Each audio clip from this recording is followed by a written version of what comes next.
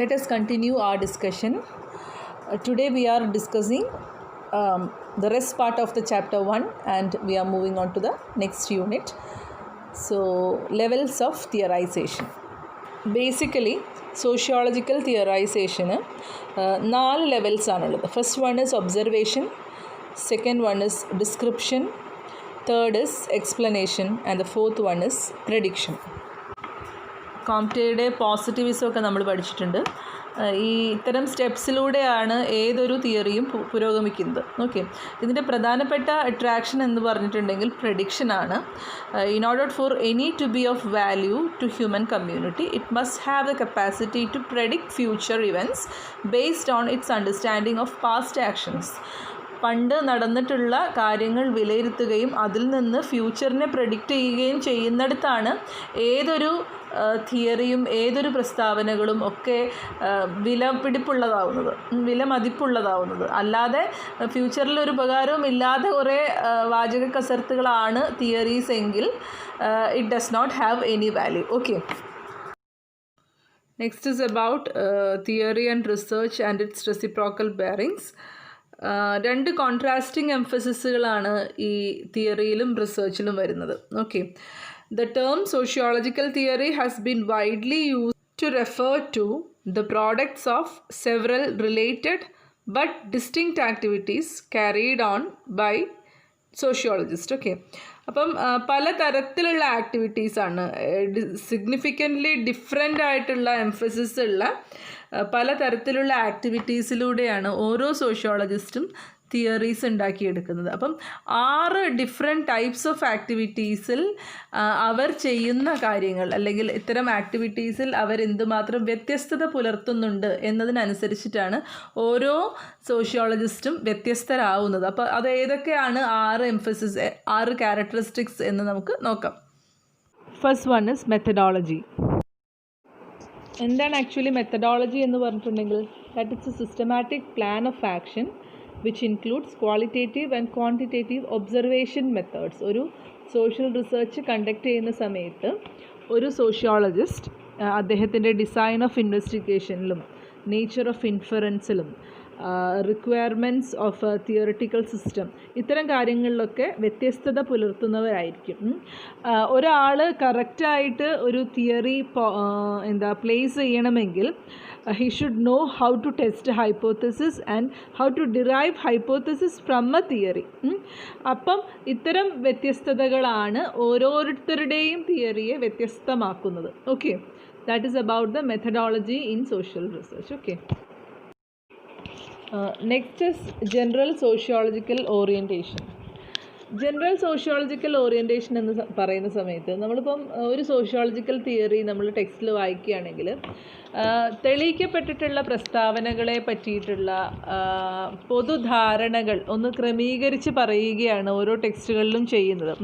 സത്യം പറയുകയാണെങ്കിൽ ഇവയൊക്കെ അതത് കാലഘട്ടത്തിൽ ജീവിച്ചിരുന്നിട്ടുള്ള ഓരോ സോഷ്യോളജിസ്റ്റുകളും അന്നത്തെ സോഷ്യൽ സ്ട്രക്ചറിനനുസരിച്ച് രൂപപ്പെടുത്തിയെടുത്തിട്ടുള്ള തെളിയിക്കപ്പെട്ട വസ്തുതകൾ തന്നെയാണ്.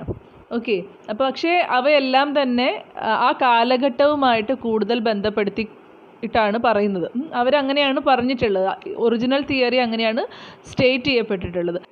അത് ഇന്നത്തെ കാലഘട്ടത്തിൻ്റെ ആവശ്യകതയ്ക്കനുസരിച്ച് അല്ലെങ്കിൽ അതിന് യോജിക്കുന്ന വിധത്തിൽ പരിവർത്തനമൊക്കെ ഉണ്ടാക്കിയിട്ടാണ് ടെക്സ്റ്റുകളിൽ കൊടുത്തിട്ടുള്ളത്. അപ്പോൾ ഓരോ സോഷ്യോളജിസ്റ്റും അദ്ദേഹത്തിൻ്റെ കാലഘട്ടവും ജീവിച്ചിരിക്കുന്ന സാമൂഹിക ചുറ്റുപാടുകളും സോഷ്യൽ സ്ട്രക്ചറും എല്ലാം തന്നെ അദ്ദേഹത്തിൻ്റെ തിയറിയെ ഇൻഫ്ലുവൻസ് ചെയ്യുന്ന ഒന്നാണ്. Okay, next is analysis of sociological concepts. നമ്മൾ ഓൾറെഡി പറഞ്ഞു കഴിഞ്ഞതാണ്, പരസ്പരം ബന്ധപ്പെട്ട് കിടക്കുന്ന കോൺസെപ്ച്വൽ സ്റ്റേറ്റ്മെൻറ്റ്സ് ആണ് ഒരു തിയറി ഉണ്ടാക്കിയെടുക്കുന്നതെന്ന്. ഈ കോൺസെപ്റ്റ്സിൻ്റെ പ്രത്യേകത എന്ന് പറയുന്നത് they are neither true nor false but it is a vague statement. Okay, so concepts തമ്മിൽ ഇൻ്റർ ആകുന്നിടത്താണ് അല്ലെങ്കിൽ അവയെ ഇൻ്റർ ചെയ്യുന്നിടത്താണ് തിയറി എമേർജ് ചെയ്യുന്നത്. അപ്പം ഈ choice of the concept guiding the collection analysis of data is crucial to empirical enquiry. ഓരോരുത്തരിലും അത്തരം choice of collection of concepts എന്ന് പറയുന്നത് വ്യത്യസ്തമായിരിക്കും. ഓരോ സോഷ്യോളജിസ്റ്റിനെയും സംബന്ധിച്ചിടത്തോളം അത്തരം ചോയ്സിന് അവർ കൊടുക്കുന്ന പാരാമീറ്റേഴ്സ് എന്ന് പറയുന്നത് it will be different. The concept defines the situations and the research workers respond accordingly. അപ്പം ഇത്തരം റെസ്പോൺസാണ് ഓരോ തിയറിയുടെയും രൂപവൽക്കരണത്തിലേക്ക് നയിക്കുന്നത്. അപ്പം ഇവ ഡിഫറെൻ്റ് ആയിരിക്കുന്നിടത്താണ് സോഷ്യോളജിക്കൽ തിയറീസും ഓരോ തിയറിസ്റ്റിൻ്റേതും ഡിഫറെൻ്റ് ആയിരിക്കുന്നത്. Okay, next is post factum sociological interpretations.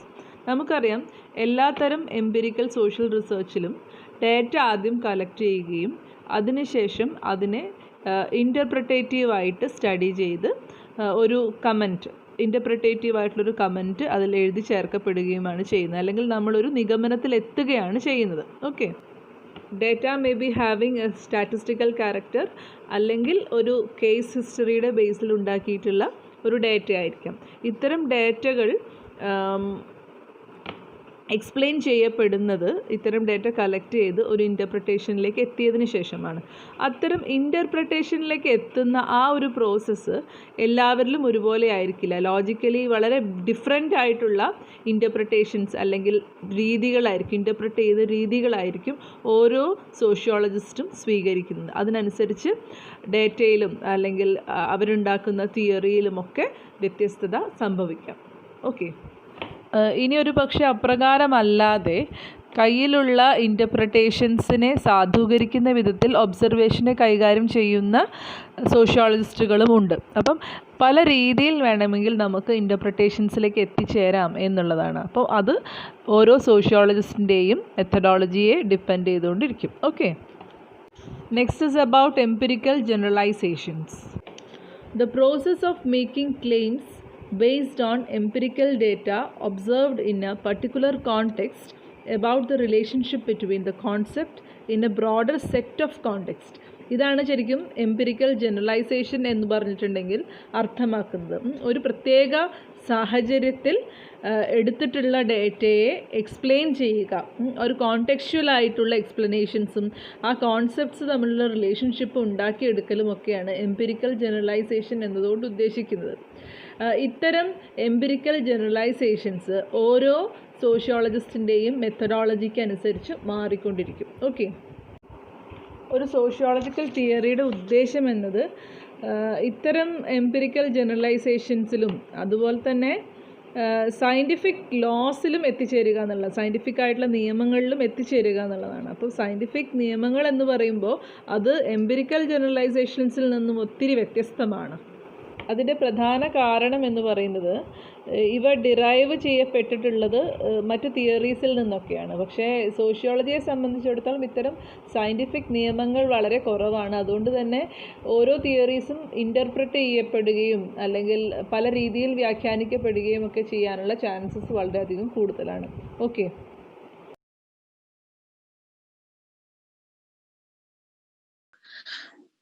ഇനി നമ്മൾ പഠിക്കാൻ പോകുന്നത് ആദ്യത്തെ പെർസ്പെക്റ്റീവാണ്. പെർസ്പെക്റ്റീവ് എന്താന്ന് നിങ്ങൾക്ക് അറിയാലോ അല്ലെ? കാഴ്ചപ്പാടുകളാണ്. അപ്പം നിരവധിയായിട്ടുള്ള കാഴ്ചപ്പാടുകളിൽ ബേസ് ചെയ്തുകൊണ്ടാണ് സോഷ്യോളജിക്കൽ തോട്ട് അല്ലെങ്കിൽ സോഷ്യോളജിക്കൽ തിയറി എന്ന് പറയുന്ന ഒരു പ്രസ്ഥാനം കെട്ടിപ്പടുത്തിട്ടുള്ളത്. ഓക്കെ, അപ്പം അതിന്റെ ആദ്യത്തെ കല്ല് എന്ന് പറയുന്നത് ഫങ്ഷണൽ പെർസ്പെക്റ്റീവ് ആണ്. Okay, functionalism. A broad perspective in sociology and anthropology which interpret society as a structure with interrelated parts. പരസ്പരം ബന്ധപ്പെട്ട് കിടക്കുന്ന നിരവധിയായിട്ടുള്ള ഘടകങ്ങളുടെ ഏകീകരണമാണ്, ഏകീകരിച്ച ഘടനയാണ് സൊസൈറ്റി എന്ന് വാദിക്കുന്ന ഒരു പെർസ്പെക്റ്റീവ് അല്ലെങ്കിൽ കാഴ്ചപ്പാടാണ് ഫങ്ഷണൽ പെർസ്പെക്റ്റീവ് എന്ന് പറയുന്നത്. Okay, so let us explain it more. Functionalism is the oldest and dominant conceptual perspective in sociology. Functionalism has its roots in the concept of organicism of Auguste Comte, Herbert Spencer and Emile Durkheim. Basic ആയിട്ട് പറയുകയാണെങ്കിൽ functionalism ആണ് ഏറ്റവും oldest. കാരണം ബാക്കി ഏതൊരു പെർസ്പെക്റ്റീവും ഉണ്ടാവുന്നതിന് മുൻപ് ഉണ്ടായിട്ടുള്ള, അതായത് സോഷ്യോളജി ഉണ്ടായ കാലം മുതൽക്കേ സോഷ്യോളജി ഉണ്ടാക്കിയിട്ടുള്ളത് കോംറ്റിയാണെന്ന് നമുക്കറിയാം. ഹെർബർട്ട് സ്പെൻസറും ഒരു തരത്തിൽ പറയുകയാണെങ്കിൽ ഫൗണ്ടർ തന്നെയാണ്. അപ്പം ഇവരുടെ രണ്ടുപേരുടെയും ആശയങ്ങൾ ഉൾക്കൊള്ളിച്ചുകൊണ്ടാണ് എമൈൽ ദുർഖൈം എന്ന് പറയുന്ന ആള് ഫങ്ഷണലിസം എന്ന് പറയുന്ന ഒരു പെർസ്പെക്റ്റീവ് ഉണ്ടാക്കുന്നത്. അപ്പം ഇവരുടെയൊക്കെ ബേസിക് ആയിട്ടുള്ള ആശയം എന്താന്ന് വെച്ചിട്ടുണ്ടെങ്കിൽ, സൊസൈറ്റി എന്ന് പറയുന്നത് പരസ്പരം ബന്ധപ്പെട്ട് കിടക്കുന്ന ഒരുപാട് എലിമെന്റ്സിന്റെ കൂട്ടമാണ് എന്നാണ്. ഇതാണ് ബേസിക് ആയിട്ട് പറഞ്ഞ ഫങ്ഷണലിസം എന്ന് പറയുന്നത്. ഓർഗാനിക് അനലോഗി അല്ലെങ്കിൽ ഓർഗാനിസിസം എന്ന് പറയുന്ന ഒരു ബേസ് കോൺസെപ്റ്റിൽ നിന്നാണ് ഈ ഫങ്ഷണലിസം എന്ന് പറയുന്ന ബ്രോഡൻ ആയിട്ടുള്ള ഒരു കോൺസെപ്റ്റ് ഉരുത്തിരിഞ്ഞു വന്നിട്ടുള്ളത്.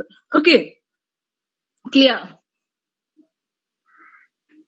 ഓക്കെ, വലിയൊരു ഡെഫിനിഷൻ ഉണ്ട്. Functionalism is simply a view of society as a self regulating system of interrelated elements or cultural patterns in terms of its consequences for different elements as well as the system as a whole. Functionalism relates one part of the society or social system to another part എന്നാണ് ഇത്, PATH അല്ല, PART, or to some aspect of the whole. അപ്പം ഇതൊരു വലിയ definition ആണ്. ഇത് നിങ്ങൾ വേണമെങ്കിൽ ബൈ ഹാർട്ട് ചെയ്ത് എഴുതാവുന്നതാണ്. അല്ലെങ്കിൽ സിമ്പിൾ ആയിട്ടുള്ള വേറെ ഏതെങ്കിലും ഡെഫിനിഷൻ കിട്ടുകയാണെങ്കിൽ you can also use that. പക്ഷെ ഞാൻ പറഞ്ഞിട്ടുണ്ട് വലിയ മാർക്കിനാണ് ക്വസ്റ്റ്യൻസ് വരുന്നത്. So you will have to follow big. Okay, അപ്പം അതുകൊണ്ട് കഴിയുമെങ്കിൽ ഇത് ബൈ ഹാർട്ട് ചെയ്യാന്നുള്ളതാണ്. നിങ്ങൾക്ക് വേണമെങ്കിൽ ഇത് ചെറിയ ചെറിയ കഷ്ണങ്ങളാക്കി അതിന്റെ മീനിങ്സ് ആയിട്ട് പഠിക്കാവുന്നതാണ്. Okay, features of functionalism. ഫങ്ഷണലിസത്തിന്റെ പ്രത്യേകതകൾ എന്തൊക്കെയാണെന്നാണ്. Every system has a definite needs or goals that must be met in order for the system to survive. ഓരോ സിസ്റ്റത്തിനും ഡെഫിനിറ്റ് ആയിട്ടുള്ള നീഡ്സും ഗോൾസും ഒക്കെ ഉണ്ട്. ഒരുപാട് സിസ്റ്റംസ് ചേർന്നതാണ് അല്ലെങ്കിൽ ഒരുപാട് എലിമെന്റ്സ് ചേർന്നതാണ് ഒരു സൊസൈറ്റി എന്ന് ഞാൻ പറഞ്ഞു നേരത്തെ. അപ്പം ഓരോ സിസ്റ്റത്തിനും ഡെഫിനിറ്റ് ആയിട്ടുള്ള ആവശ്യങ്ങളുണ്ട്. അപ്പം ഇതൊക്കെ മീറ്റ് ചെയ്യണം. അതൊക്കെ മീറ്റ് ചെയ്താലാണ് സിസ്റ്റം എന്താവുള്ളൂ, സർവൈവ് ആവുള്ളൂ, കണ്ടിന്യൂസ് ആവുള്ളൂ. That is the first feature of functionalism.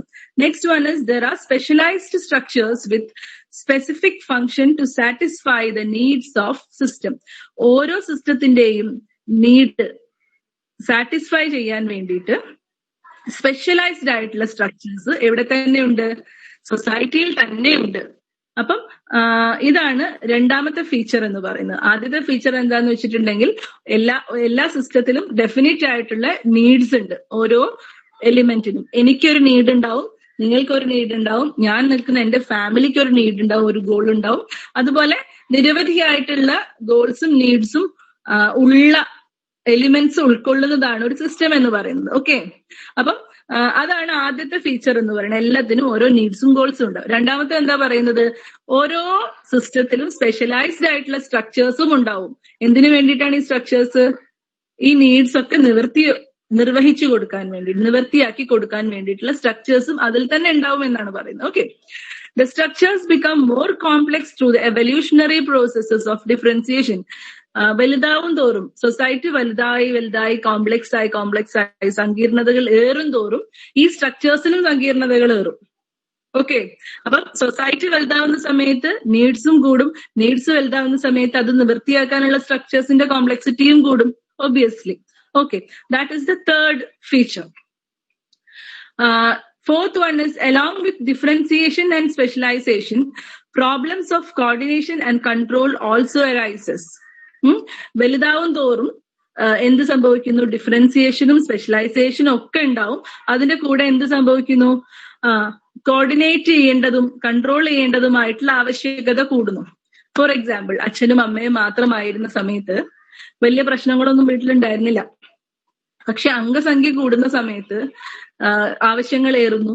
അപ്പം ചിലരെന്ത് ചെയ്യും, സാമർഥ്യമുള്ള ആൾക്കാര് തങ്ങളുടെ ആവശ്യങ്ങൾ സാധിക്കാനായിട്ട് ചിലപ്പോൾ വഴിവിട്ടൊക്കെ നടന്നെന്ന് വരാം. അപ്പൊ അത് കൺട്രോൾ ചെയ്യേണ്ട കാര്യമുണ്ട്, അല്ലെ? അപ്പം ചെറുതിൽ നിന്നും വലുതിലേക്ക് മാറുമ്പോൾ, സിമ്പിളിൽ നിന്നും കോംപ്ലക്സിലേക്ക് മാറുന്ന സമയത്ത് സ്പെഷ്യലൈസേഷൻ എന്ന് പറയുന്ന ഒരു അവസ്ഥ ഉണ്ടാവും എന്നാണ് പറയുന്നത്. നിങ്ങൾ ഡിവിഷൻ ഓഫ് ലേബറിനെ പറ്റി നിങ്ങൾക്ക് അറിയാവോ? എല്ലാം കൂടെ പറയാനുള്ള സമയമാണ് ഇപ്പൊ ഇല്ലാത്തത്.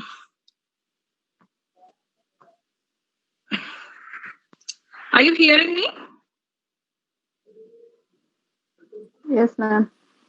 Okay. ഡിവിഷൻ ഓഫ് ലേബർ കേട്ടിട്ടുണ്ടോ? കേട്ടിട്ടുണ്ട്. ഓക്കെ. അപ്പം ഞാൻ സ്പെഷ്യലൈസേഷൻ എന്ന വേർഡ് പറയുന്നത് ആ ഒരു കോണ്ടെക്സ്റ്റിലാണ് കേട്ടോ, മനസ്സിലാക്കണേ.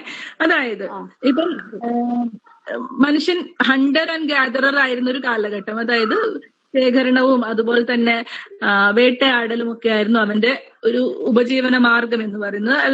പ്രത്യേകിച്ച് ഒന്നും ലക്ഷ്യങ്ങളൊന്നും ഇല്ലാതെ യാതൊരു വിധത്തിലുള്ള ബാധ്യതകളും ഇല്ലാതെ അലഞ്ഞു തിരിഞ്ഞു നിന്ന നൊമാഡിക് സ്റ്റേജ് ആയിരുന്നു മനുഷ്യൻ ആദ്യം ഉണ്ടായിരുന്നത്. ആ സമയത്ത് ആ ഒരു നൊമാഡിക് സ്റ്റേജിൽ നിന്നും അദ്ദേഹം എന്ത് ചെയ്യുകയാണ്, ഒരു കൃഷി എന്ന് പറയുന്ന കല ഇൻവെന്റ് ചെയ്യുകയും അങ്ങനെ അദ്ദേഹം ഗ്രൂപ്പ് ലിവിങ്ങിലേക്ക് പ്രവേശിക്കുകയൊക്കെ ചെയ്യുന്ന കഥ നിങ്ങൾ കേട്ടിട്ടുണ്ടാവും അല്ലെ? Do you remember that how society? കേട്ടിട്ടില്ലെങ്കിൽ ഞാൻ ബഷീർ സാറിന് ഒരു 2-3 വീഡിയോയുടെ ലിങ്ക്സ് സെൻഡ് ചെയ്ത് കൊടുക്കാം. ഞാൻ തന്നെ ചെയ്തിട്ടുള്ളതാണ്. നിങ്ങൾ ഇതൊന്ന് കണ്ടു നോക്കണം. കാരണം അതൊക്കെ പ്രീവിയസ് ചാപ്റ്റർ ആയതുകൊണ്ട് അതിന് എക്സ്പ്ലെയിൻ ചെയ്യാൻ സമയമില്ലാത്തതുകൊണ്ടാണ് കേട്ടോ. ഡീറ്റെയിൽ ആയിട്ട് അതിൽ പറയുന്നുണ്ട്. രസകരമായിട്ട് ഞാൻ ആനിമേഷൻ ഒക്കെ ചെയ്തതാണ്. Okay, U can also watch that. അപ്പൊ ഞാൻ ബ്രീഫായിട്ട് ഈ കഥയൊന്ന് പറഞ്ഞ് അവസാനിപ്പിക്കാം. അപ്പം ഇവനൊരു കൂട്ടുകാരി വേണം എന്ന് ഇവന് തോന്നുകയും അങ്ങനെ ഒരു കൂട്ടുകാരിയുടെ കൂടെ ജീവിതം ആരംഭിക്കുകയും ചെയ്യുന്നു. കൃഷിക്ക് ഇവർ രണ്ടുപേരും പരസ്പരം സഹകരിച്ചും സഹായിച്ചും ഒക്കെ നിന്നിരുന്നു. അതിനുശേഷം എന്ത് സംഭവിക്കുന്നു എന്ന് വെച്ചിട്ടുണ്ടെങ്കിൽ അവരുടെ വീട്ടിൽ തന്നെ ജനസംഖ്യ കൂടുന്നു. അപ്പം ഓരോ തൊഴിലിനും ഓരോ സ്പെഷ്യലൈസേഷൻ വേണമെന്നായി. അയാൾ സ്വന്തം ചെയ്തിരുന്ന തൊഴിലുകൾ പകുത്തു നൽകാൻ അയാൾ നിർബന്ധിതനാണ്. അങ്ങനെ ഫാമിലി വലുതാവുന്നു. ഒരുപാട് ഫാമിലീസ് വന്നിട്ട് ഒരു സൊസൈറ്റി ആവുന്നു. അപ്പൊ ഞാൻ ഈ ജോലി ചെയ്തോളാം എന്ന് ഒരാൾ പറയുന്നു. നിങ്ങൾക്ക് വേണ്ടുന്ന ഈ ഹെൽപ്പ് ഞാൻ ചെയ്തോളാം എന്ന് വേറൊരാൾ പറയുന്നു. നിങ്ങളുടെ കുട്ടികളെ ഞാൻ പഠിപ്പിച്ചോളാം എന്ന് വേറൊരാൾ പറയുന്നു. ഞാൻ പാചകം ചെയ്തോളാം എന്ന് വേറൊരാൾ പറയുന്നു. അപ്പം ഇതിനെയാണ് സ്പെഷ്യലൈസേഷൻ എന്ന് പറയുന്നത്. അപ്പം ഓരോ സ്ട്രക്ചറും കോംപ്ലക്സ് ആവുന്നതിനനുസരിച്ച് സ്പെഷ്യലൈസേഷനും കൂടുന്നു. സ്പെഷ്യലൈസേഷൻ കൂടുമ്പോൾ എന്ത് സംഭവിക്കും? എന്തായാലും അവിടെ ഒരു കലഹം ഉണ്ടാവാനുള്ള സാധ്യതകളുണ്ട്. പലപ്പോഴും സ്പ്ലിറ്റ് ഓഫ് ഒപ്പീനിയൻസ് ഉണ്ടാവാനുള്ള സാധ്യതയുണ്ട്. അപ്പൊ അതുകൊണ്ട് തന്നെ അവയെ കൺട്രോൾ ചെയ്ത് പിടിച്ചിട്ടില്ലെങ്കിൽ എന്ത് സംഭവിക്കും? സൊസൈറ്റി ഡിസിന്റഗ്രേറ്റഡ് ആയി പോകും. അപ്പം അതാണ് 4ാമത്തെ പോയിന്റ് പറയുന്നത്. Along with differentiation and specialisation, problems of coordination and control also arises. Okay, and next one is integration process tend to keep the system in a state of equilibrium. അപ്പം ഇങ്ങനെ ഇങ്ങനത്തെ control mechanism ഉള്ളത് കൊണ്ട് ഇവരെ എല്ലാവരെയും പിടിച്ച് ഒരു കുടക്കീഴിൽ, ഒരു അഭിപ്രായത്തിന്റെ കീഴിൽ ബന്ധിപ്പിച്ച് നിർത്താനുള്ള ഒരു കാര്യം കൂടെ ഇവർ ചെയ്യുന്നുണ്ട്. അത് കൂടാതെ എന്ത് സംഭവിക്കും? ഇതിന്റെ ഭാഗമായിട്ട് അവയെ ഒരു സന്തുലിതാവസ്ഥ, ഇക്വിലിബ്രിയം അവിടെ മെയിൻറ്റെയിൻ ചെയ്യപ്പെടുന്നു. ഓക്കെ, ബാലൻസ് അവിടെ മെയിൻറ്റെയിൻ ചെയ്യപ്പെടുന്നു. ഇപ്പം ഒരാൾ ഒരു കുറ്റം ചെയ്യുന്നു, ആ കുറ്റത്തിന് മാതൃകപരമായിട്ട് ശിക്ഷ നൽകാൻ വേണ്ടിയിട്ട് പല മെക്കാനിസവും ഇന്ന് സൊസൈറ്റിയിൽ ഉണ്ടല്ലോ. ഒരാൾ റോബറി ചെയ്യുകയാണ്, ഒരാളുടെ അപഹരണം, എന്തെങ്കിലുമൊക്കെ സ്വർണ്ണമൊക്കെ പിടിച്ചു വലിച്ചു കൊണ്ടുപോകുന്ന സമയത്ത് അയാളെ പിടിച്ച് മാതൃകാപരമായിട്ട് ശിക്ഷിക്കുന്ന ഒരു മെക്കാനിസം ഇവിടെ ഉണ്ട്. അപ്പൊ അതിന്റെ ഒരു ലക്ഷ്യം എന്താണ്? ഈ ഒരു ഇയാളുടെ അനുഭവം കണ്ടിട്ട് ഇനി വേറൊരാൾ അത് ചെയ്യരുത്. അപ്പൊ എന്തായി? അവിടെ ഒരു ഇക്വിലിബ്രിയം ഉണ്ടാക്കപ്പെടുകയാണ് ചെയ്യുന്നത്. ഓക്കെ, അപ്പം these are the features of functionalism. Is it clear? ഏതെങ്കിലും പോയിന്റ് മനസ്സിലാവാത്തതുണ്ടോ ഇതിൽ? Next one is premises and prepositions. അപ്പം ഇതൊക്കെ ക്വസ്റ്റ്യനിൽ വരാറുള്ളതാണ് കേട്ടോ. ഫങ്ഷണലിസത്തിന്റെ പ്രിമൈസസും പ്രപ്പോസിഷൻസും ഒക്കെ എക്സ്പ്ലെയിൻ ചെയ്യാൻ ചോദിച്ചിട്ടുണ്ട്. So first one is primacy of the system over its elements. സിസ്റ്റത്തിനാണ് ഇവിടെ ഇമ്പോർട്ടൻസ് ഉള്ളത്, ഈ എലിമെന്റ്സിനേക്കാൾ ഏറെ. ഇപ്പം ഞാൻ എന്ന് പറയുന്ന വ്യക്തിക്കല്ല, എന്റെ സമൂഹത്തിനാണ് ഇമ്പോർട്ടൻസ് എന്നുള്ളൊരു കോൺസെപ്റ്റ് ആണ് ബേസിക്കലി ഫങ്ഷണലിസം മുറുകെ പിടിക്കുന്നത്. മറ്റുള്ള ഇവരാരും അങ്ങനെയല്ല. അതായത് മറ്റ് പെർസ്പെക്റ്റീവിലുള്ള തിങ്കേഴ്സ് ഒന്നും ഇങ്ങനെയല്ല ചിന്തിക്കുന്നത്. സൊസൈറ്റിക്കല്ല അവർ ഇമ്പോർട്ടൻസ് കൊടുക്കുന്നത്. That is the difference between functionalism and any other perspective. Okay, primacy of the system over its elements. The elements of the system are functionally interrelated. Functionally interrelated ആയിട്ടുള്ള എലിമെന്റ്സിന്റെ ടോട്ടാലിറ്റിയാണ് സൊസൈറ്റി എന്ന് പറയുന്നത് എന്നാണ് പറയുന്നത്. അവർ തമ്മിൽ പരസ്പരം ബന്ധപ്പെട്ട് കിടക്കും. എന്റെ കുഞ്ഞുങ്ങളെ പഠിപ്പിക്കുന്നത് ടീച്ചർ, ടീച്ചർക്ക് വേണ്ടി ഭക്ഷണം ഉണ്ടാക്കുന്നത് ആരാണ്? ഈ കർഷകനാണ്. അപ്പം ഓരോ സിസ്റ്റത്തിനും എല്ലാവരും അങ്ങോട്ടും ഇങ്ങോട്ടും പരസ്പരം ബന്ധപ്പെട്ട് കിടക്കുകയാണ് ചെയ്യുന്നത്. നമ്മൾ തന്നെ ഇപ്പൊ സൊസൈറ്റിയിൽ ആലോചിച്ചാൽ മനസ്സിലാവും. ഒരു കാക്കയുടെ പലചരക്ക് കട ഉണ്ടാവും, അയാളിൽ കടയിൽ നിന്ന് സാധനങ്ങൾ വാങ്ങിക്കൊണ്ട് പോയിട്ടാണ് ജീവിക്കുന്നത്. അപ്പൊ ആ ഒരു പ്രദേശത്തുള്ള ഒരു സ്കൂളിൽ പഠിപ്പിക്കുന്ന ഒരു ടീച്ചർ ഉണ്ടാവും അവിടെ. അപ്പൊ അടുത്തുള്ള നാട്ടിലെ കുട്ടികളെ മുഴുവൻ ആ സ്കൂളിലാണ് പഠിപ്പിക്കുന്നത്. ഓക്കെ, അപ്പൊ പരസ്പരം വളരെയധികം റിലേറ്റഡ് ആയിരിക്കും. ഈ ടീച്ചർ വൈകുന്നേരം ആകുമ്പോൾ ഭക്ഷണം വെക്കാൻ വേണ്ടിയിട്ടുള്ള സാധനങ്ങൾ മേടിക്കാൻ ഇയാളുടെ അടുത്താണ് പോകുന്നത്. അങ്ങനെ ആ പ്രദേശത്തുള്ള മനുഷ്യന്മാര് മൊത്തത്തിൽ എന്തായിരിക്കും? പരസ്പരം ഒന്നില്ലെങ്കിൽ മറ്റൊരു വിധത്തിൽ ഇന്റർ റിലേറ്റഡ് ആയിരിക്കും.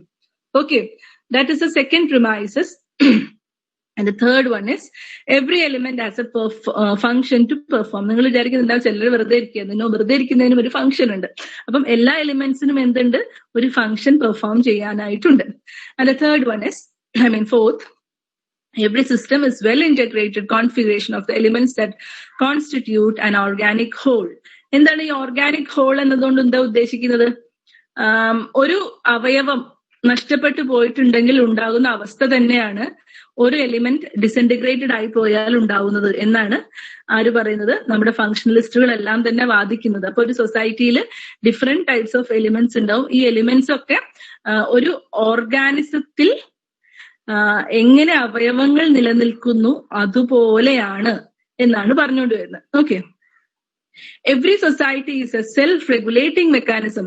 ഞാൻ നേരത്തെ പറഞ്ഞിരുന്നു, പോലീസ്, പട്ടാളം, നാട്ടുകൂട്ടം എന്ന് പറയുന്നതൊക്കെ ഒരു റെഗുലേറ്റിംഗ് മെക്കാനിസം ആണ്. ഈവൻ വീട്ടിലെ അച്ഛൻ പോലും റെഗുലേറ്റിംഗ് മെക്കാനിസം ആണ്, അമ്മ റെഗുലേറ്റിംഗ് മെക്കാനിസം ആണ്. അപ്പൊ എന്തെങ്കിലും ഒരു എന്താ പറയുന്നത് ഡീവിയൻസ്, നമ്മൾ വിചാരിച്ച സ്ട്രീമിൽ നിന്ന് ഒരാൾ മാറിപ്പോകുന്നുണ്ടെങ്കിൽ സെൽഫ് റെഗുലേറ്റിംഗ് മെക്കാനിസം ഓരോന്നിലുമുണ്ട്. റിലീജിയൻ എന്ന് പറയുന്ന ഒരു റെഗുലേറ്റിംഗ് മെക്കാനിസം ആണ് ആക്ച്വലി. പാപം ചെയ്യരുത്, സ്വർഗത്തിൽ പോകില്ല എന്ന് പറയുമ്പോൾ സ്വാഭാവികമായിട്ടും ആ പാപത്തിൽ നിന്ന് വിട്ടു നിൽക്കാനുള്ള മനുഷ്യന്റെ ഒരു ഇതുണ്ടല്ലോ, അത് ശരിക്കും റെഗുലേറ്റിംഗ് മെക്കാനിസം ആയിട്ട് റിലീജിയൻ ആക്ട് ചെയ്യുന്നത് കൊണ്ടാണ്. അപ്പം സെൽഫ് റെഗുലേറ്റിംഗ് ആയിട്ടുള്ള ഒരു മെക്കാനിസം ആണ് ഓരോ സൊസൈറ്റിയും എന്നാണ് പറയുന്നത്. Next one is shared values maintain that system. എന്റെ ഒപ്പീനിയൻ തന്നെ ആയിരിക്കും അപ്പുറത്തവന്റെ ഒപ്പീനിയനും, അവന്റെ ഒപ്പീനിയൻ തന്നെ ആയിരിക്കും ഇവനും. നിങ്ങൾ സോഷ്യൽ ഫാക്ട് എന്ന് പറയുന്ന ഒരു ടേം പഠിച്ചിട്ടുണ്ടോ? സോഷ്യൽ ഫാക്ട് ഷെയർഡ് ആയിട്ടുള്ള വാല്യൂസ് ആണ്. എന്റെ തലയിലുള്ള അതേ കാര്യങ്ങൾ തന്നെ വേറൊരാളുടെ തലയിലും ഉദിക്കുന്നു. അത് ഒരു പ്രത്യേക സമൂഹത്തിലാണ് ഞാൻ ജീവിക്കുന്നതെങ്കിൽ മാത്രം. ഇതാണ് സോഷ്യൽ ഫാക്ടിന്റെ പ്രത്യേകത എന്ന് പറയുന്നത്. ഒരു കാര്യത്തിനോട് നമ്മൾ അഡ്രസ് ചെയ്യുന്ന രീതി, നമ്മൾ താമസിക്കുന്ന സ്ഥലം, നമ്മുടെ സമൂഹം, നമ്മുടെ സോഷ്യലൈസേഷൻ, ഇതിനെയൊക്കെ ബേസ് ചെയ്തുകൊണ്ടിരിക്കും. നമ്മള് ബ്രെയിൻ തുറന്നിട്ട് അതിലേക്ക് ഓരോ കാര്യങ്ങളായിട്ട് ഡ്രോപ്പ് ചെയ്യാണ് ചെയ്യുന്നത്. ആരാ ഡ്രോപ്പ് ചെയ്യുന്നത്? സമൂഹമാണ് ഡ്രോപ്പ് ചെയ്യുന്നത്. അപ്പൊ ഈ സമൂഹം നിറച്ചു വെച്ചിട്ടുള്ള ആശയങ്ങളാണ് നാം ഓരോരുത്തരും അറിയാതെ ചിന്തകളായിട്ടും പ്രവൃത്തികളായിട്ടും അല്ലെങ്കിൽ വേറെ എന്തെങ്കിലും ഒരു എക്സ്പ്രഷൻ ആയിട്ടൊക്കെ പ്രകടിപ്പിക്കപ്പെടുന്നത്. ഓക്കെ, അതിനെയാണ് സോഷ്യൽ ഫാക്ട് എന്ന് പറയുന്നത്. അത്തരം സോഷ്യൽ ഫാക്ട് ഒരു ഷെയർഡ് വാല്യൂസ് ആണ്. അപ്പം ഇത്തരം ഷെയർഡ് ആയിട്ടുള്ള വാല്യൂസ്, പങ്കുവയ്ക്കപ്പെടുന്ന മൂല്യങ്ങളാണ് സമൂഹത്തിനെ പിടിച്ചു നിർത്തുന്നത്. Okay, next one is the dominant condition of the society is order reinforced by the stability and consensus. അതായത് ഡോമിനന്റ് ആയിട്ട് പ്രമുഖമായിട്ട് നിൽക്കുന്ന ഒരു ഘടകം എന്താന്ന് വെച്ചിട്ടുണ്ടെങ്കിൽ ഇത്തരം ഷെയർഡ് മൂല്യങ്ങളെല്ലാം തന്നെ നമ്മളിൽ ഒരു ഐക്യബോധം ഉണ്ടാക്കിയിരിക്കുന്നു. ഇത്തരം ഐക്യബോധമാണ് സൊസൈറ്റിയിൽ നിന്നും പോകാതെ നമ്മളെ പിടിച്ചു നിർത്തുന്നത്. നമ്മൾ പലരും പ്രവാസികളെ കണ്ടിട്ടുണ്ടാവും, അല്ലെങ്കിൽ നിങ്ങൾ തന്നെ പ്രവാസികളൊക്കെ ആയിരുന്നിരിക്കാം. എന്നാലും നിങ്ങളുടെ നാട് എവിടെയാണ് എന്ന് ചോദിക്കുമ്പോൾ കേരളത്തിലാണ്, ഇന്ന സ്ഥലത്താണ്. നമ്മുടെ സൊസൈറ്റി ഇപ്പോഴും ഇവിടെ തന്നെയാണ് അല്ലെ. എവിടെ പോയിട്ടുണ്ടെങ്കിലും ബേസിക്കലി നമ്മൾ ഇന്ന നാട്ടുകാരനാണ് എന്നുള്ളൊരു ഫീൽ ഉണ്ടല്ലോ. ഈ ഒരു ഫീലിനെയാണ് ശരിക്കും കൺസെൻസസ് എന്ന് പറയുന്നത്. നമ്മൾ എപ്പോഴാണ് സ്റ്റേബിൾ ആവുന്നത്? നമ്മുടെ നാട്ടിൽ വരുമ്പോഴാണ് നമ്മൾ സ്റ്റേബിൾ ആവുന്നത്. നമ്മുടെ സൊസൈറ്റി ഇതാണ്. ഈ സൊസൈറ്റിയിൽ എത്തുമ്പോഴാണ് നമ്മൾ സ്റ്റേബിൾ ആവുന്നത്. Okay, but we belongs to some particular society and we will be stable in this society എന്ന് പറയുന്ന ആ ഒരു ഫീൽ ഉണ്ടല്ലോ. ആ ഫീലാണ് ഓരോ സൊസൈറ്റിനെയും ഡിസിന്റഗ്രേറ്റ് ചെയ്ത് പോകാതെ പിടിച്ചു നിർത്തുന്നത്. അല്ലെങ്കിൽ നമുക്ക് കുറച്ചു പേർക്ക് ബഞ്ചാരകളായിട്ട് അലഞ്ഞാൽ പോരായിരുന്നോ? കുറച്ചു പേർക്ക് അങ്ങോട്ട് പോകാം, കുറച്ചു പേർക്ക് ഇങ്ങോട്ട് പോകാം. എവിടെ സ്റ്റെബിലിറ്റി ഇല്ലാതെ അങ്ങനെയല്ലല്ലോ നമ്മൾ ജീവിക്കുന്നത്. അപ്പൊ നമ്മുടെ സമൂഹം എന്ന് പറയുമ്പോൾ നമ്മൾ ഏത് നാട്ടിലാണെങ്കിലും നമ്മൾ വാർത്തകൾ കാണുകയും അതിനോട് പ്രതികരിക്കുകയും ഒക്കെ ചെയ്യുന്നത് നമ്മൾ ഈ സൊസൈറ്റിയുടെ ഭാഗമാണ് എന്നുള്ളൊരു ചിന്ത നമ്മളിൽ ഉണ്ടാകുന്നതുകൊണ്ടാണ്. അപ്പൊ ലൊക്കേഷൻ അല്ല ശരിക്കും സൊസൈറ്റി എന്ന് പറഞ്ഞുകൊണ്ട് ഉദ്ദേശിക്കുന്നത്, നമ്മുടെ ഷെയർഡ് ആയിട്ടുള്ള വാല്യൂസ് ആണ്. Okay, next one, for the survival of the system certain conditions are necessary. ഒരു സിസ്റ്റത്തിൽ സർവൈവ് ചെയ്യണമെങ്കിൽ അവിടുത്തെ കുറെ കാര്യങ്ങൾ നമ്മൾ അനുസരിച്ചേ പറ്റുള്ളൂ. അത് നമ്മൾ അറിഞ്ഞും അറിയാതെയും ഒക്കെ അനുസരിച്ച് പോകുന്ന കുറെ കാര്യങ്ങളാണ്. അതുകൊണ്ടാണ് നമ്മൾ ഷെയർഡ് വാല്യൂസ് പിന്തുടരുകയാണ് എന്ന് പറയുന്നത്. നാട്ടുനടപ്പുകൾ, ആചാരങ്ങൾ, മര്യാദകൾ, ഇതൊക്കെ നമ്മൾ അറിയാതെ തന്നെ ഫോളോ ചെയ്തു പോവുകയാണ് ചെയ്യുന്നത്. നമ്മുടെ മുതിർന്നവർ നമ്മളെ കൊണ്ട് ചെയ്യിപ്പിക്കുന്നു, എന്താ പറയുന്നത്, അൺകോൺഷ്യസ്ലി നമ്മളും അത് ചെയ്തു പോകുന്നു, അതാണ് ഉണ്ടാവുന്നത്. Okay, next is roots of functionalism. First one is organic analogy of Herbert Spencer. Second one is consensus universalis of Auguste Comte. Society as a system in equilibrium by Wilfredo Pareto and the causal functional analysis of Emile Durkheim. ഇത് നിങ്ങൾ by heart ചെയ്യേണ്ട കാര്യങ്ങളാണ് കേട്ടോ. ഏതിൽ നിന്നൊക്കെയാണ് functionalism വന്നത്, അതിന്റെ വേരുകളാണ് നമ്മൾ പറയുന്നത്. ഓക്കെ, ബൈ ദ ബൈ, അതിന് മുൻപ് പറഞ്ഞ കാര്യങ്ങളിൽ എന്തെങ്കിലും ഡൗട്ട് ഉണ്ടോ നിങ്ങൾക്ക് ആർക്കെങ്കിലും?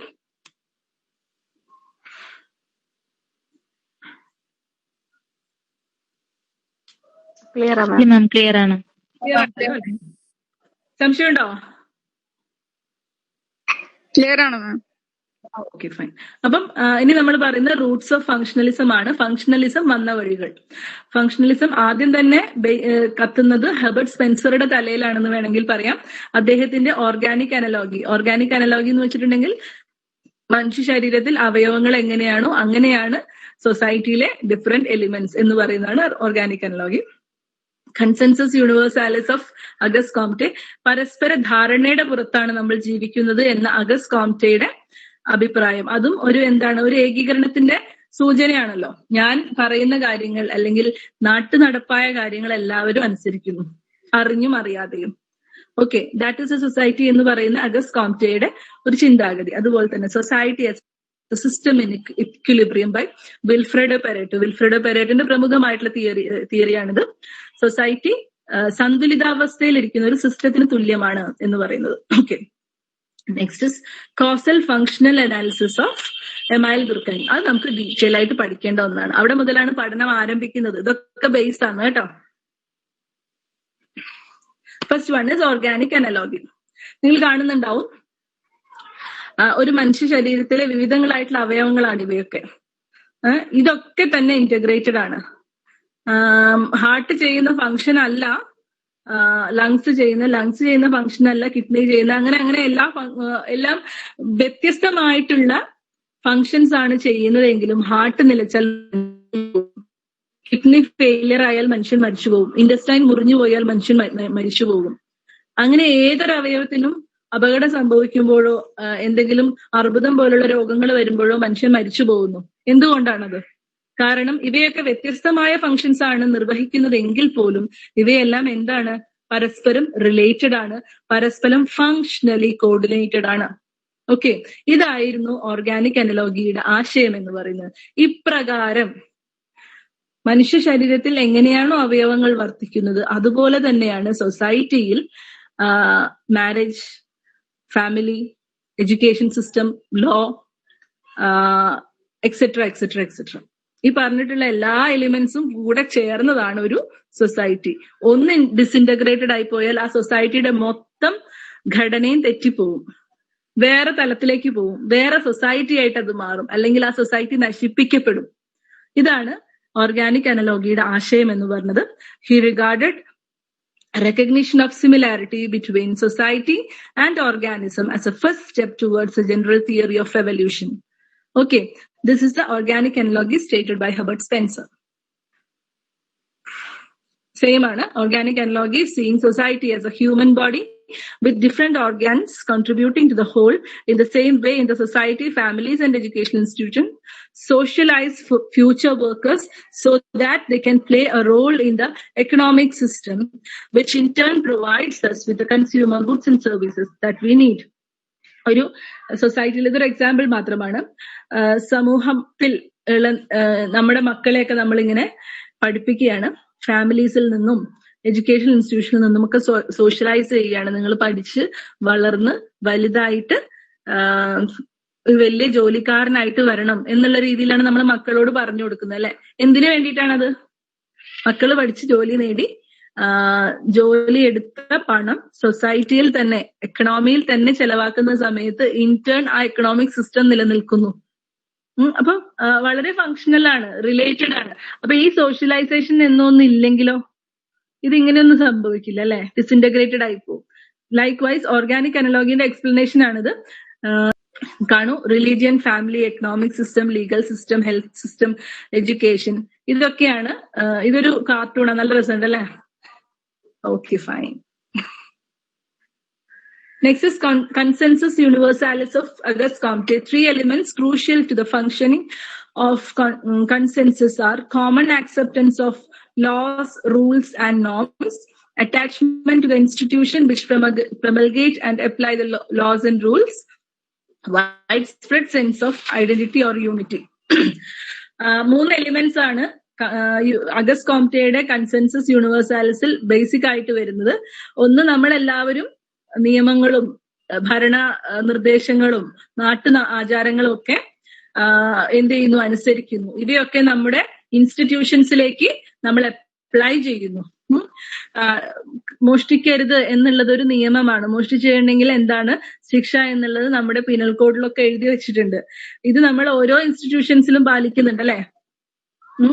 ഫാമിലിയിലാണെങ്കിലും സ്കൂളിലാണെങ്കിലും എല്ലായിടത്തും നിയമം തന്നെയല്ലേ? ഓക്കെ. അതുപോലെ തന്നെ നോംസ് എന്ന് പറയുമ്പോൾ നാട്ടു നടപ്പുകളാണ്. അപ്പൊ മുതിർന്ന ഒരാൾ വന്നാൽ എണീറ്റ് നിൽക്കണം എന്നൊക്കെ ഉള്ളതൊക്കെ നാട്ടു നടപ്പുകളാണ്. എല്ലായിടത്തും അത് പാലിക്കപ്പെടുന്നില്ലേ? ഒരു സൊസൈറ്റിയിലെ നാട്ടു നടപ്പുകൾ എന്തൊക്കെയാണോ അതത് പ്രദേശങ്ങളിലുള്ള എല്ലാ ഇൻസ്റ്റിറ്റ്യൂഷനിലും ഇവയൊക്കെ പാലിക്കപ്പെടുന്നുണ്ട്.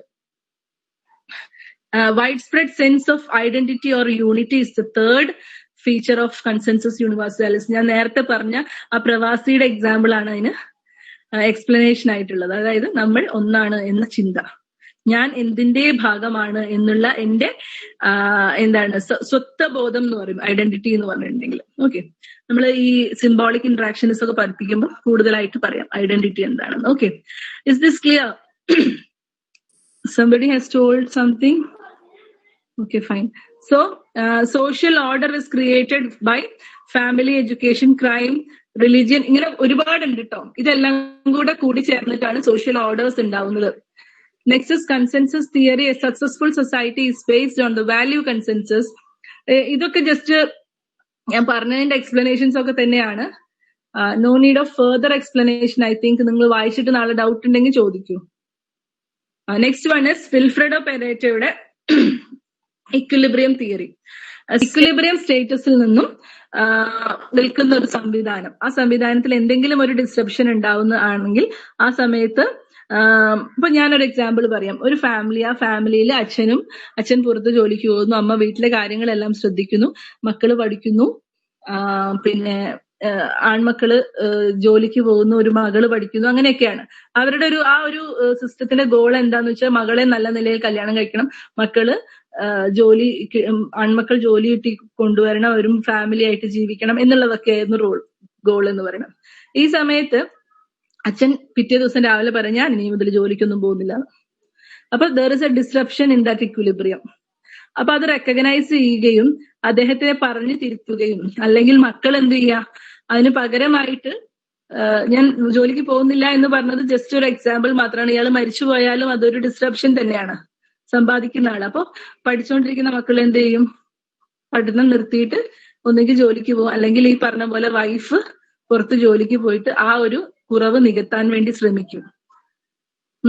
സാമ്പത്തികമായിട്ടുള്ള ആ കുറവ് നികത്താൻ വേണ്ടി അവര് ശ്രമിക്കും. അപ്പം ഇതെന്താണ്? ഇതിനെ റെക്കഗ്നൈസ് ചെയ്യുകയും attempt to despair this damage, ഈ ഡാമേജ് നികത്താൻ വേണ്ടിയിട്ടുള്ള ശ്രമവുമാണ് അവിടെ നടക്കുന്നത്. എന്നിട്ട് എന്ത് സംഭവിക്കുന്നു? റിട്ടേൺ ടു, സൈക്കോളജിക്കലി അല്ല കേട്ടോ, എക്കണോമിക്കലി ഞാൻ ഉദ്ദേശിക്കുന്നത്, return to new equilibrium. Okay, അപ്പം ഈ ഒരു സംഗതി എല്ലാ മേഖലകളിലും നടക്കുന്നുണ്ട് എന്നാണ് വിൽഫ്രെഡോ പെരേറ്റോ പറയുന്നത്. അപ്പം ഇത്തരം തിയറീസിൽ നിന്നാണ് എന്തുണ്ടാവുന്നത്? ഫങ്ഷണലിസം എന്ന് പറയുന്ന പെർസ്പെക്റ്റീവ് ഗ്രോ ചെയ്ത് പതുക്കെ ഡെവലപ്പ് ആയിട്ട് വന്നത്. This is the story. Okay, നിങ്ങൾ ഏത് സാഹചര്യത്തിലാണെങ്കിലും ക്ലാസ്സിൽ അറ്റൻഡ് ചെയ്യുമ്പോൾ അതിൻ്റെതായിട്ടുള്ള രീതിയിൽ അറ്റൻഡ് ചെയ്യുക. പറ്റുമെങ്കിൽ ഒരു സൈലന്റ് ആയിട്ടുള്ള ഒരു ഏരിയ കണ്ടുപിടിച്ചിരിക്കുകയാണ് നല്ലത്. ഡിസ്ട്രാക്റ്റഡ് ആയിട്ടുണ്ടെങ്കിൽ ഈ ക്ലാസ് കൊണ്ട് വലിയ കാര്യമൊന്നും ഉണ്ടാവില്ല. സോ നിങ്ങൾക്ക് ക്ലാസ് മനസ്സിലാവുന്നുണ്ട് എന്നൊക്കെ ഒന്ന് കമന്റ് ചെയ്താൽ നല്ലതായിരുന്നു. എന്തെങ്കിലും ഒക്കെ മാറ്റങ്ങൾ വരുത്തണമെങ്കിൽ നമുക്ക് ചെയ്യാവുന്നതാണ്. ഇപ്പൊ ഇതുവരെ എടുത്ത ക്ലാസ് വളരെ ക്ലിയർ ആണ് മാം. പഠിക്കുക കേട്ടോ. ഞാൻ സ്ലൈഡ് ഇപ്പൊ തന്നെ പ്രൊവൈഡ് ചെയ്യാം. ഞാൻ പറഞ്ഞിട്ടുള്ള 2-3 വീഡിയോസ് ഉണ്ട്. ഇതിന്റെ ബേസ് വേണ്ടവർക്ക്, കഴിഞ്ഞ വർഷം ശരിക്കും പഠിക്കാൻ പറ്റിയില്ല, ഡിഗ്രിക്ക് ഈ ഒരു പേപ്പർ അല്ല എടുത്തത് എന്നൊക്കെ തോന്നുന്ന ആളുകളെ സംബന്ധിച്ചിടത്തോളം ആ സ്ലൈഡ്സും അതുപോലെ തന്നെ ആ വീഡിയോസ് നല്ലോണം ഉപകാരം ചെയ്യും. കഴിയുന്നതും അത് കാണുക. സിമ്പിൾ ആയിട്ടുള്ള ലാംഗ്വേജിലാണ് പറഞ്ഞിട്ടുള്ളത് കേട്ടോ.